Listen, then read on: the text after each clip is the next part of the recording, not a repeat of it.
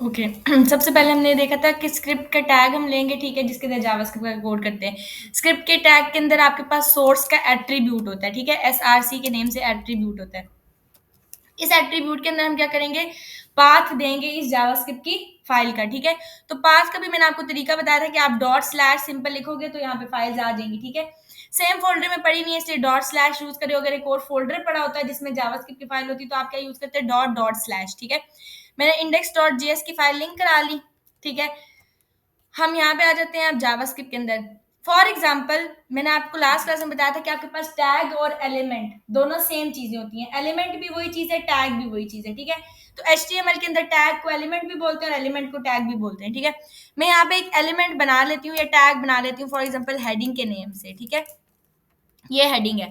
अब इस हेडिंग के ऊपर मुझे कुछ करना है, थ्रू जावास्क्रिप्ट कलर वगैरह चेंज करना है, तो मैं क्या करूंगी, यहाँ पे आके लास्ट क्लास में मैंने आपको बताया था इस एलिमेंट को गेट करने के क्या तरीके हैं, किस किस तरीके से मैं गेट कर सकती हूँ इस एलिमेंट को। जी बोले। वेरिएबल से गेट नहीं कर सकते। वेरिएबल तो आपके पास कंटेनर है ना जिसमें आप डाटा स्टोर करवा रहे हो, मतलब आपने गेट कर लिया, गेट करके उस चीज में स्टोर करवा दिया, उस वेरिएबल में स्टोर करवा दिया डाटा। जी बताएं, हमने डिस्कस ये किया था ना लास्ट क्लास में कि हम एलिमेंट को कैसे गेट करते हैं। बेसिक मैंने आपको ये चीज बताई थी कि एलिमेंट को गेट करना है तो मैं कैसे गेट करूंगी। जी क्लास आप लोगों ने पढ़ा नहीं, लेक्चर प्रैक्टिस भी नहीं की। इसको हम गेट कर सकते हैं बाय आईडी, बाय क्लास, ठीक है, बाय टैग नेम, ठीक है, ये हमने डिस्कस किया था, by query selector and by query selector all, ठीक है। इफ यू रिमेंबर, अगर मुझे इसको थ्रू गेट करना है टैग तो मैं यहाँ पे क्या लिखूंगी,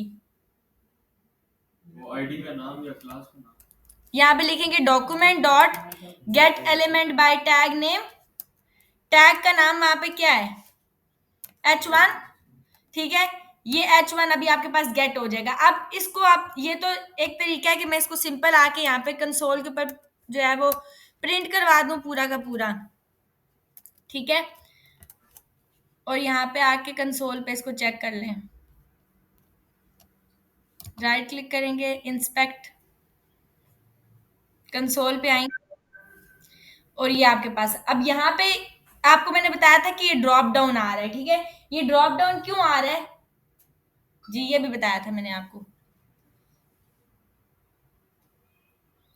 अगर मैं इसको ओपन करूं तो यहाँ पे क्या लिखा हुआ है, अब तो समझ आ जाए, ये क्या लिखा हुआ है, हाँ बोले सही है, आईडी नहीं है यहाँ पे, हमने आईडी दी नहीं है ना, यहाँ पे आईडी मेंशन्ड है ना यहाँ पे क्लास मेंशन्ड है, ये टैग है। अब एक डॉक्यूमेंट के अंदर एक से ज्यादा टैग हो सकते हैं सेम नाम के, मतलब मैं यहाँ पे आके दोबारा कहीं नीचे आके दोबारा से h1 असाइन कर सकती हूँ, समझ आ गया।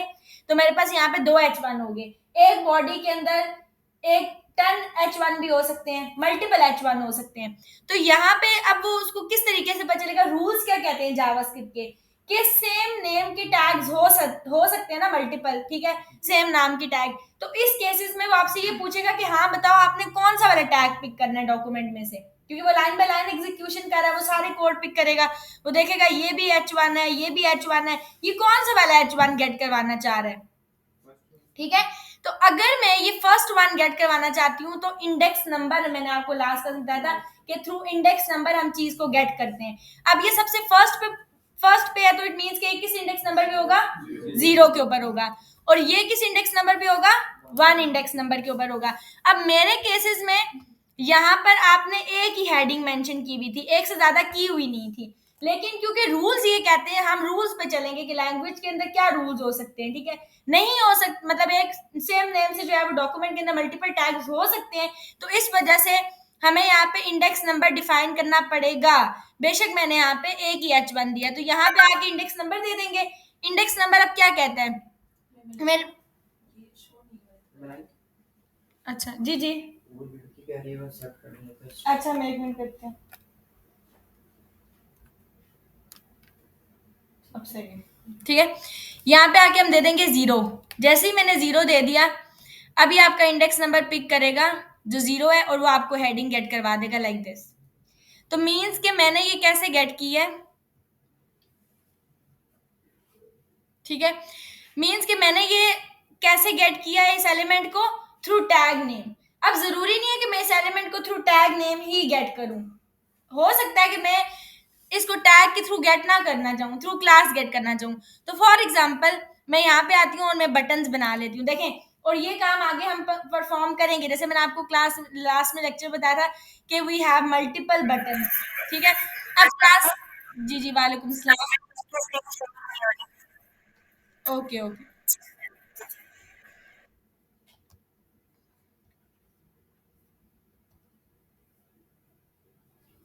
अच्छा, लास्ट में मैंने आपको एक, इफ यू रिमेम्बर, तो मैंने आपको एक यहाँ पे एग्जांपल दी थी कि हमने जावास्क्रिप्ट के थ्रू फॉर एग्जांपल ये फंक्शनैलिटी परफॉर्म करनी है। अब मैं इस बटन पे क्लिक कर रही हूँ, तो यहाँ पे मेरे पास इसका डाटा आ रहा है, इस पे क्लिक कर रही हूँ, इस पे, लेकिन बटन सेम है, ये भी सेम बटन है, ये भी सेम बटन है, ये भी सेम बटन है। मीन्स कि मैं सेम बटन के ऊपर कोई फंक्शनैलिटी परफॉर्म करवाना चाह रही हूँ, ठीक है। तो इस केसेस में आप क्या करते हो, फॉर एग्जाम्पल मैं चाह रही हूँ मेरे पास 3 बटन है और तीनों के तीनों बटन के ऊपर मैं क्लिक करूँ तो अलर्ट आ जाए। तो यहाँ पे क्या होगा, हम 3 बटन ले लेंगे। यहाँ पे मैंने फर्स्ट बटन लिया, ठीक है, मैं इसको कह देती हूँ लेट से क्लिक का बटन मैंने बना दिया, ठीक है। सेम मैं यहाँ पे आके बटन ले लेती हूँ, ठीक है, यहाँ पे आके फिर बटन ले लेती हूँ। मैंने यहाँ पे 3 बटन्स ले लिए, ठीक है। अब इन बटन्स के ऊपर मैं सेम फंक्शनैलिटी परफॉर्म करवाना चाह रही हूँ, तो मैं यहाँ पे आईडी नहीं लूंगी, मैं क्लास लूंगी, क्योंकि फंक्शनैलिटी सेम है और मैं सब क्लासेस को एक साथ गेट करना चाहती हूँ। तो इस केसेस में आपके पास क्लास का यूज होता है। मैं यहाँ पे भी आके क्लास दूंगी, यहाँ पर भी आके क्लास दूंगी, और यहाँ पर भी आके क्लास दूंगी, ठीक है। और क्लासेस के नाम सेम रखूंगी, मैं इसका नाम भी बटन रखूंगी बीटीएन फॉर एग्जाम्पल, इसका नाम भी बीटीएन रखूंगी, और इसका नाम भी बीटीएन रखूंगी। अब मैंने 3 बटन्स बनाए, ठीक है, उनको सेम क्लास दी, ठीक है। तो अब यहाँ पे आके अगर मुझे इनको गेट करना है, तो मैं सिंपल यहाँ पे आके लिखूंगी। और अच्छा, यहाँ पर आपको ये नजर आया कि मैंने दोबारा दोबारा इसको यूज करना है, फॉर एग्जाम्पल इसको गेट करना है, मतलब तो बेटर है कि मैं इसको एक कंटेनर में डाल दूं, जैसे कि वेरिएबल हो गया, मैंने वेरिएबल असाइन कर दिया और इसी वेरिएबल को बार बार यहाँ पे यूज कर लूं। मतलब जब भी मुझे हेडिंग को गेट करना है, तो मैं सिंपल बार बार ये देना ना पड़े, मैं ए दे दूं यहाँ पे, समझ आ गई। और यहाँ पे हम ये भी कह सकते हैं कि ए का 0 इंडेक्स, ए वेरिएबल में आपका क्या पड़ा हुआ है, ये चीज पड़ी हुई है, ठीक है, और उसके 0 इंडेक्स आपने ले लिया। तो वेरिएबल आपका कंटेनर है, आप चीज को कंटेनर के अंदर डाल रहे हो। यहाँ पे मैंने 3 बटन्स बनाए just to show you the concept of class. Class के करिए, मेरे पास तीनों सेम नेम की क्लासेस हैं बटन। तो जैसे ही मैं यहाँ पे आके वेरिएबल ले लेती हूँ एक बी, उसमें आके कह देती हूँ कि document dot gate element by class name. अब क्लास का नेम क्या है, बटन। अब जब आप आके लॉग कराओगे इस बी को, तो जितने भी बटन्स होंगे, ठीक है, सारे के सारे बटन्स आ जाएंगे, तीनों, ये तीनों के तीनों बटन्स आ गए। तो ये काम हम जावास्क्रिप्ट के अंदर करते हैं, स्पेशली जब हमने सेम फंक्शनैलिटी परफॉर्म करवानी होती है। लेकिन अब यहाँ पे पॉइंट ये बनता है कि अगर मुझे तीनों के ऊपर, मतलब मैं आती हूँ और मैं आके इस बटन के ऊपर कोई क्लिक का इवेंट परफॉर्म करती हूँ, तो उसको कैसे समझ में आएगी कि मैंने किस वाले बटन को क्लिक करना है। ज़्यादा इंडेक्स नंबर तो सबके देने पड़ेंगे ना, तो क्या मैं अलग अलग हर एक बटन के क्लिक के ऊपर, लाइक मैं 0 इंडेक्स पहले बटन को गेट करूंगी, फिर उसके ऊपर क्लिक परफॉर्म कराऊंगी, दूसरे बटन को गेट करूंगी, फिर उस पर क्लिक परफॉर्म कराऊंगी, तीसरे बटन को, ऐसा नहीं हो सकता। फॉर एग्जाम्पल मेरी वेबसाइट के अंदर 1000 बटन हैं जिन पे मैं सेम फंक्शनैलिटी परफॉर्म करना चाहती हूँ, तो क्या मैं 1000 इंडेक्स नंबर दूंगी, नहीं हो सकता ना। तो वहां पे हमने अगर सबको एक साथ गेट करना है, तो उसके लिए हम लूप का इस्तेमाल करते हैं। लूप के थ्रू हम सारे बटन के इंडेक्सेस को गेट करते हैं, वो हम आगे देखेंगे कि अब अगर मुझे इनके ऊपर सेम फंक्शनैलिटी परफॉर्म करवानी है तो मैं क्या करवा सकती हूँ। लेकिन क्लासेस के थ्रू भी हम किसी एलिमेंट को गेट कर सकते हैं, ठीक है। और क्लास के केसेस में चाहे मैंने एक ही क्लास क्यों नहीं दी हुई, ठीक है, यहाँ पे एक ही क्लास है, तब भी जब मैं इसको यहाँ पे गेट करूंगी तो मुझे इंडेक्स नंबर देना मस्ट है। लाइक मैं इसको अगर आके रीलोड कर दूं तो यू विल सी कि आपके पास ये आ रहा है, और इसको जब एक्सपैंड करोगे इसके पीछे लिखा हुआ है 0, मीन्स कि यहाँ पे मुझे इंडेक्स नंबर देना कंपलसरी है।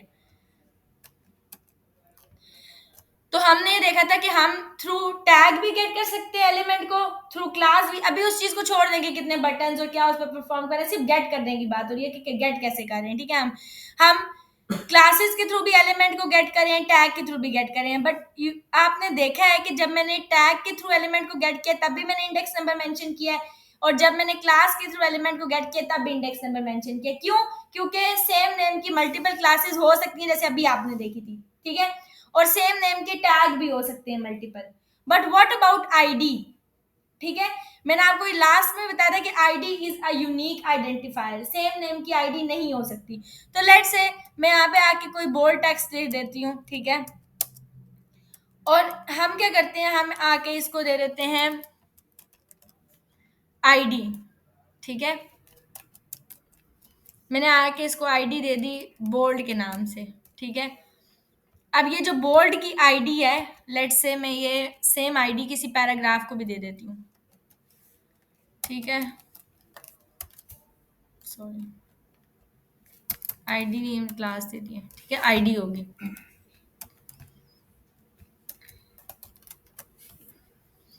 अब एक बोल्ड का टेक्स्ट है, ठीक है, और एक पैराग्राफ है। आपके पास एक बी का टैग लगा हुआ है और एक पैराग्राफ लगा हुआ है, बट दोनों की आईडी सेम है। लेकिन रूल्स ये कहते हैं कि आईडी सेम नेम की नहीं हो सकती, सेम नेम की मल्टीपल आईडीज नहीं हो सकती।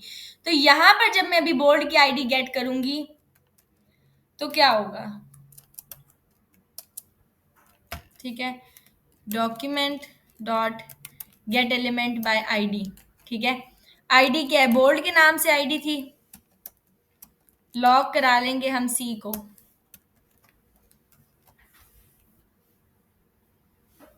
अब यहाँ पे क्या होगा जी?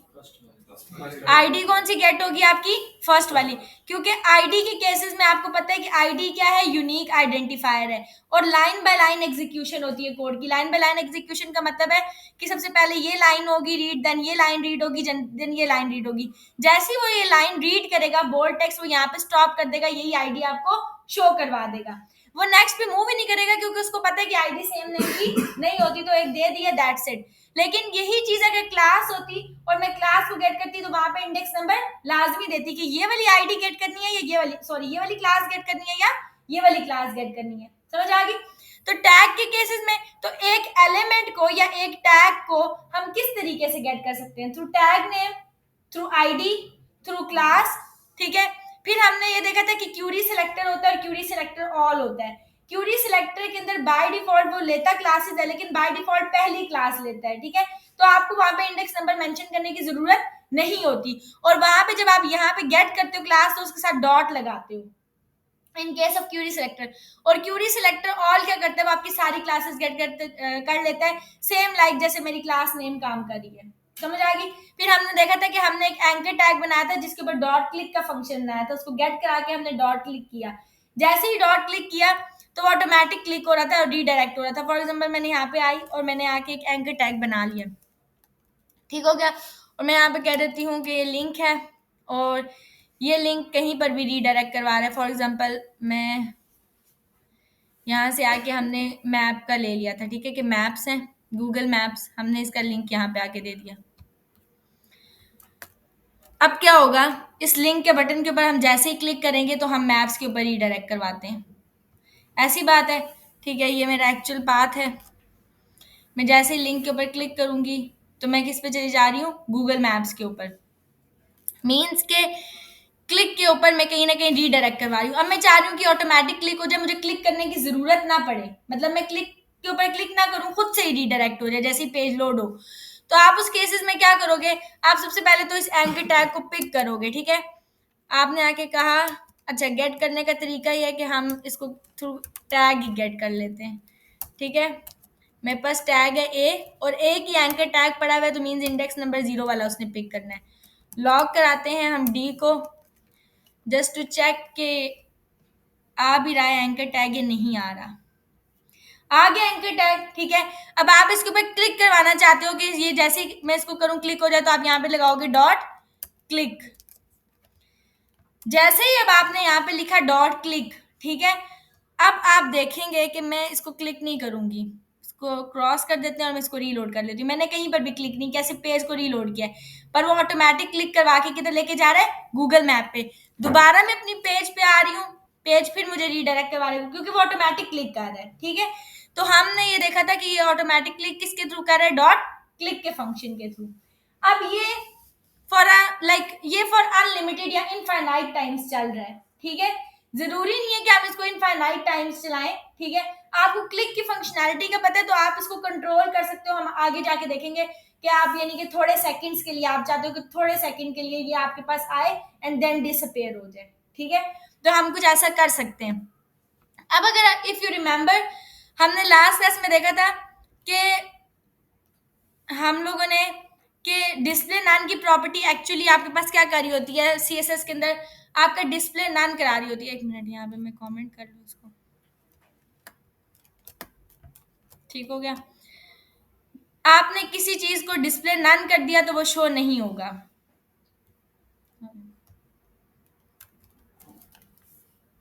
ठीक हो गया। फॉर एग्जाम्पल मैं यहाँ पर आ जाती हूँ, ठीक है, और मैं यहाँ पे ले लेती हूँ ये जो क्लिक का फंक्शन है, ठीक है, ये और बटन, ठीक है, बटन इसी के नीचे ले लेती हूँ, शो यू समथिंग, ठीक है। इनिशियली ये आपके पास लिंक है और ये बटन है, ठीक है। मैं चाहती हूँ मैं लिंक के ऊपर जैसे ही क्लिक करूँ बटन डिसअपियर हो जाए, मैं कुछ ऐसा चाह रही हूँ, ठीक है, फॉर एग्जाम्पल। तो हम क्या करेंगे, सबसे पहले तो लिंक के ऊपर क्लिक की फंक्शनैलिटी परफॉर्म करेंगे, ठीक है। उसके लिए हम फंक्शंस वगैरह का यूज करते हैं, लेकिन इनिशियली ये बटन है, बटन की क्लास पिक करेंगे, डॉट बीटीएन है। तो मैं यहाँ पे आके कह देती हूँ dot BTN, sorry style dot BTN.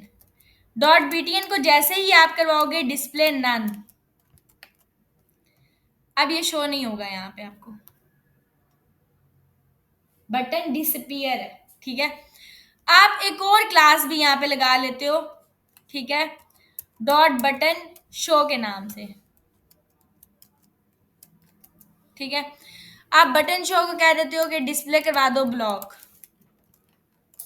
Block आपको पता है कॉलन वाइज शो होता है, ठीक है।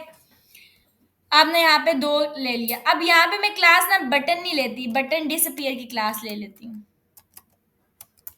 अब मेरा आप लोगों से ये क्वेश्चन है कि क्या बटन डिसअपियर और बटन शो मतलब मैंने कहीं पे नीचे टैग में दिया हुआ है, टैग को क्लास दी हुई ऐसी नहीं दी हुई ना, ठीक है, कोई क्लास भी यहाँ पे नहीं है।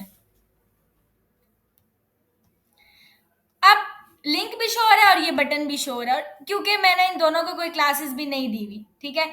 तो हम क्या कर सकते हैं, हमने अगर कोई क्लास खुद इनिशियली नहीं दी हुई लेकिन हम कोई क्लास थ्रू जावास्क्रिप्ट देना चाहते हैं, मतलब मैं चाहती हूँ मैं जावास्क्रिप्ट के थ्रू कोई क्लास दे दूं, खुद से ना दे दूं, तो उसके बाद उसके लिए आपके पास यूज होता है dot class list dot add. For example मैं यहाँ पे एक ले लेती हूँ क्लास बटन कलर के नाम से फिल वक्त, ठीक है, डॉट ले लेते हैं डॉट बटन कलर, ठीक हो गया।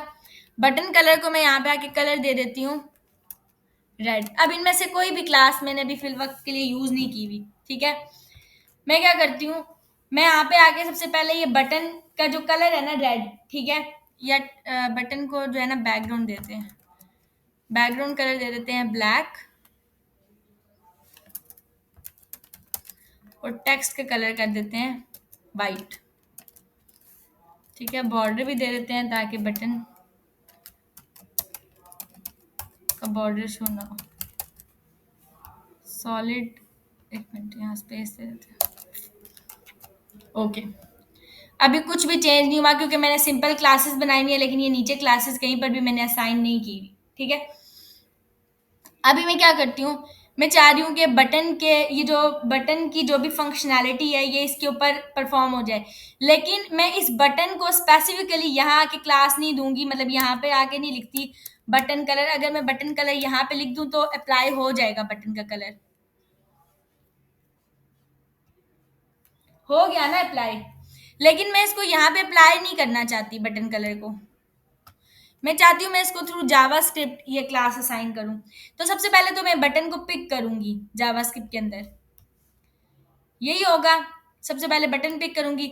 बटन मैंने ऑलरेडी यहाँ पे पिक किया हुआ है। बटन किस में पिक किया हुआ है? ये रहा BTN, बी के अंदर, ठीक है, बी वेरिएबल में मैंने बटन को किया हुआ है। तो मैं यहाँ पे आके लिखूंगी बी डॉट, बी तो पहले से मैंने गेट किया हुआ है, dot class list dot add. B के अंदर मैं क्या क्लास ऐड करवाना चाहती हूँ? ये वाली। अब मैंने इसको थ्रू जावास्क्रिप्ट ये क्लास जो है वो ऐड करवा दी। जैसे ही मैं आऊंगी इसको अब आके रीलोड करूंगी। अच्छा, एक मिनट,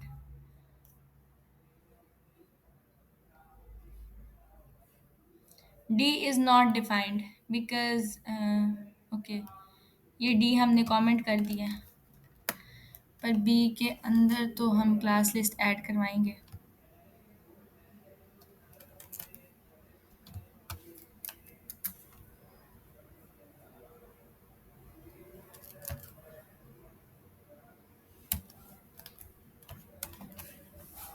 ओके, मैंने जो बी ऊपर गेट था उस पर क्लास लिस्ट ऐड करवा दी। ये तो क्या क्लास ऐड होगी है थ्रू जावास्क्रिप्ट, मैंने उसके अंदर एक क्लास जो है वो ऐड करवा दी है। Now the point here is कि ये क्लास मैंने थ्रू जावास्क्रिप्ट यहाँ पे ऐड क्यों करवाई है ना, मतलब कि क्वेश्चन आ सकते हैं कि क्यों ऐड करवाई है, ठीक है। तो जैसे मैंने आपको भी बोला कि मैं इस बटन को, इस लिंक को क्लिक करूं लेट से, और ये बटन मेरे पास जो है वो अपीयर हो जाए, ठीक है। इस तरह की फंक्शनैलिटी मुझे परफॉर्म करवानी है। तो मैं यहाँ पे क्या करूंगी, मैंने एक डिसअपीयर की क्लास बनाई और मैंने एक अपीयर की क्लास बनाई, मतलब एक शो की क्लास बनाई कि शो हो जाए। तो इनिशियली हम क्या कर सकते हैं, इस बटन को क्लास दे सकते हैं डिसअपीयर की। तो बटन को हमने क्लास जो है वो दे दी बटन डिसअपीयर की इनिशियली, कि बटन जो है वो शो ना हो, ठीक है। तो यहाँ पे आके हमने दे दिया बटन डिसअपीयर की क्लास। अब बटन शो नहीं होगा। ओके, एक मिनट। हम्म,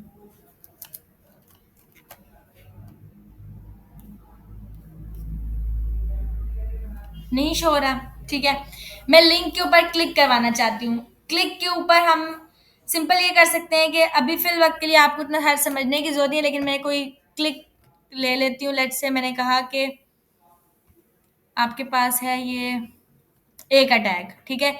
एक अटैग कहाँ पे आपने गेट किया है? एंकर टैग ये गेट किया था, ठीक है। इसको हटा देते हैं। डी में आपने एंकर टैग गेट किया, आपने कहा कि डी के ऊपर ऐड करो इवेंट लिस्नर। जैसे ही मैं इसको क्लिक करूं, ठीक है, ये अभी हम हायर फंक्शंस पढ़ेंगे, ठीक है। आपको समझने की जरूरत, मैं सिर्फ बता रही हूँ कि हमने क्लास जो ऐड करवाई है इसका पर्पस क्या हो सकता है, ठीक है। आप लोगों ने जो ऐड करवाई है, मैंने डी के ऊपर जैसे ही क्लिक किया, मैं फिल वक्त एक अलर्ट ले लेती हूँ कि एक अलर्ट आ जाए, ठीक है। अब मैं जैसे ही डी के ऊपर क्लिक करूंगी, डी मीन्स एंकर टैग, ठीक है। एक मिनट, इसको हम हटा भी लेते हैं क्योंकि हमने href भी दिया है ना।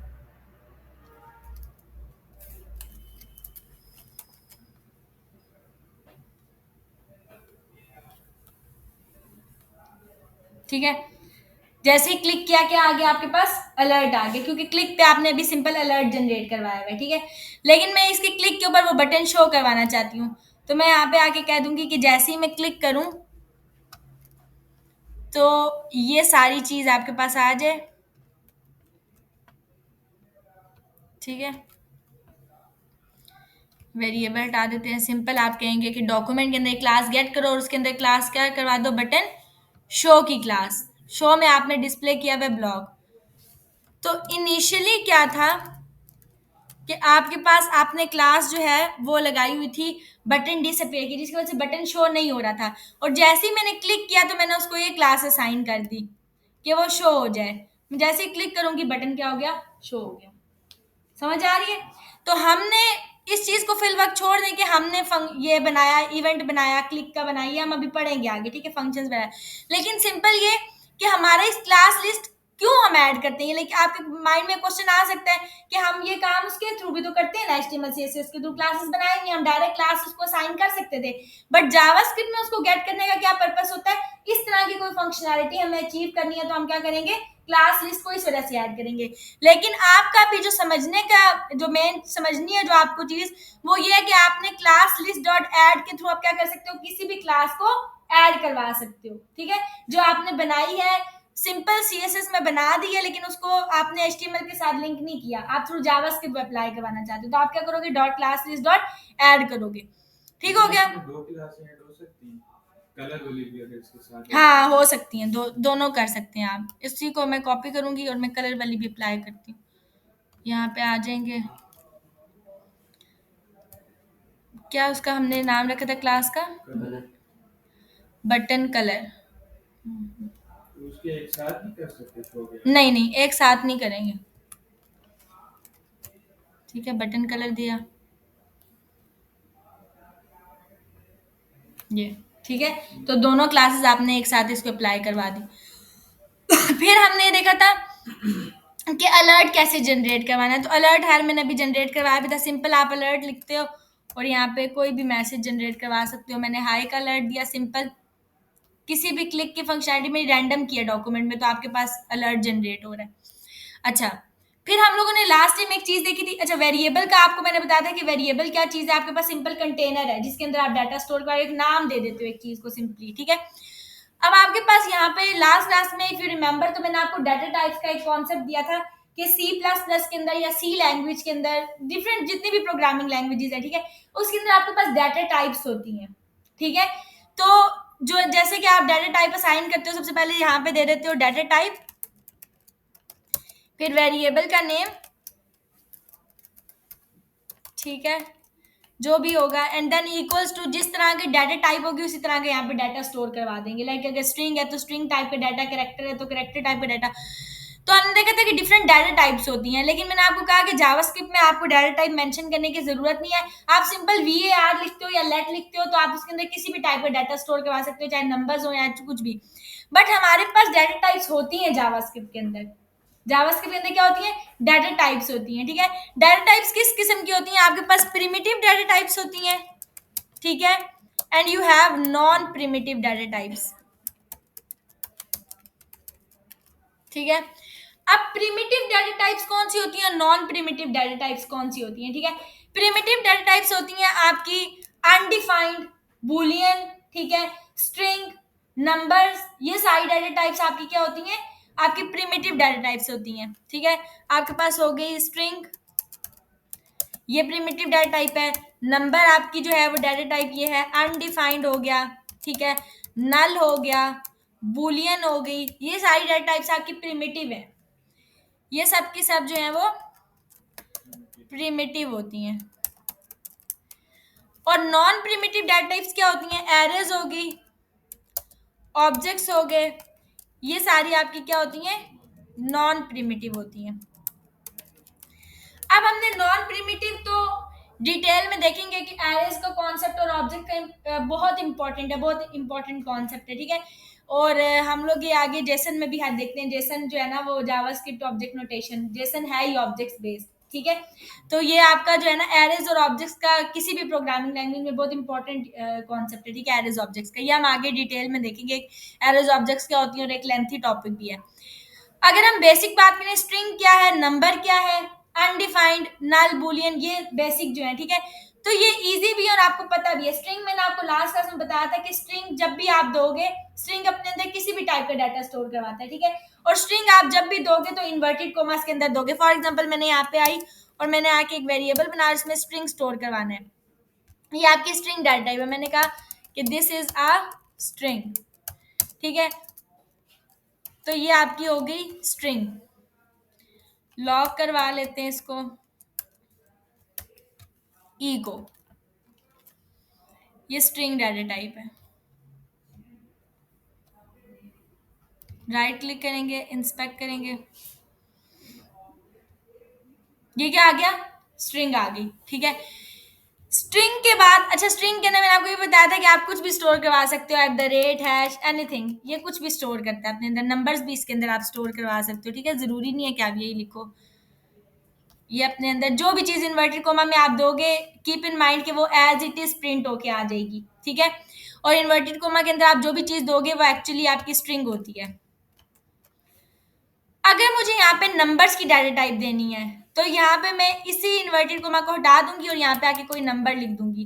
कीप इन माइंड कि नंबर कभी भी आपने इन्वर्टेड कोमास के अंदर नहीं देना, नंबर कभी भी इन्वर्टेड कोमा के अंदर नहीं आता। रीजन क्या हो सकती है इसकी, यहाँ पे 234 आ रहा है, रीजन ये हो सकती है कि फॉर एग्जाम्पल मैं यहाँ पे आती हूँ और मैं आके एक और वेरिएबल बना लेती हूँ और मैं इसमें आके कर देती हूँ 324। अगर मैं यहाँ पे आके इसको इन्वर्टेड कोमा में डाल देती हूँ और ये आपके पास एक नंबर है और मैं कह देती हूँ E+F, मुझे बताएं कि क्या ये ऐड हो सकते हैं? नहीं होंगे ना, क्योंकि ये एक स्ट्रिंग है, स्ट्रिंग और नंबर आपस में ऐड नहीं हो सकते कभी भी। तो यहाँ पे क्या होगा, मैं इसको रीलोड करूंगी, सी उसने क्या कहा 2 3 4 3 2 4 उसको एक साथ मुझे दिखा दिया है, लेकिन वो क्या कर रहा है, उनको ऐड नहीं कर रहा। अगर ऐड करवाना है, इसको प्लस करवाना है, तो ये इन्वर्टेड कोमा में हटाऊंगी, अब ये इसको नंबर की फंक्शनैलिटी लेगा कि हाँ भाई ये एक नंबर है। ये अब उसने दोनों के ऊपर फंक्शनैलिटी परफॉर्म करवा दी सम की, ठीक है। अगर मैं इसको इन्वर्टेड कोमा में देती तो ये सम की फंक्शनैलिटी परफॉर्म ना करता, तो नंबर कभी भी इन्वर्टेड कोमा में नहीं आता।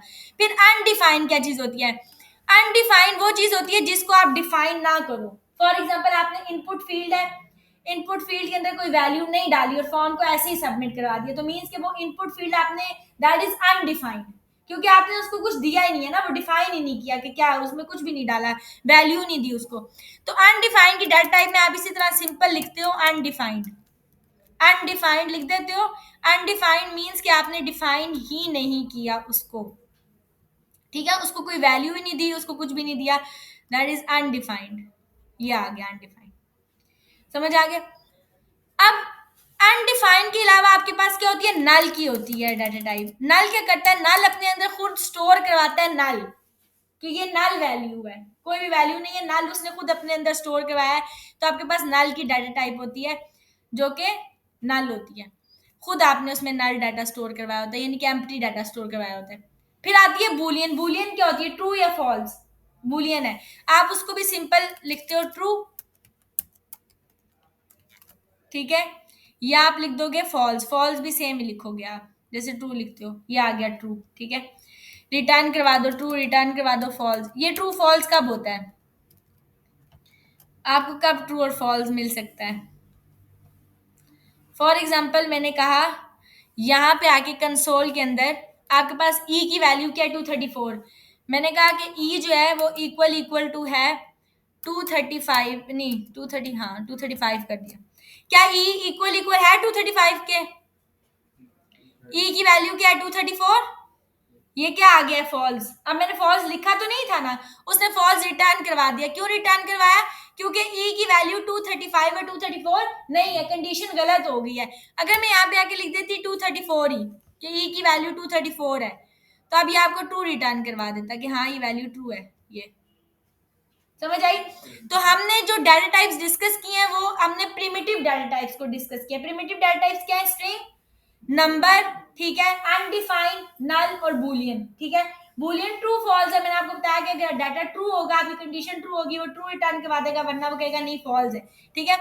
नल आप खुद नल स्टोर करवाते हो, अनडिफाइंड आपने डिफाइन ही नहीं किया, ठीक है। और स्ट्रिंग और नंबर की डाटा टाइप आपको अच्छे तरीके से पता है कि वो क्या है।